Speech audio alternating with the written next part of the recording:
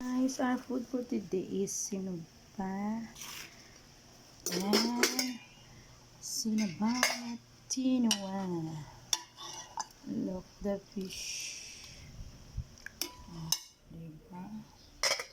And then the bihon, and then the gabi, and then the talong, and then the okra, and buwad for life.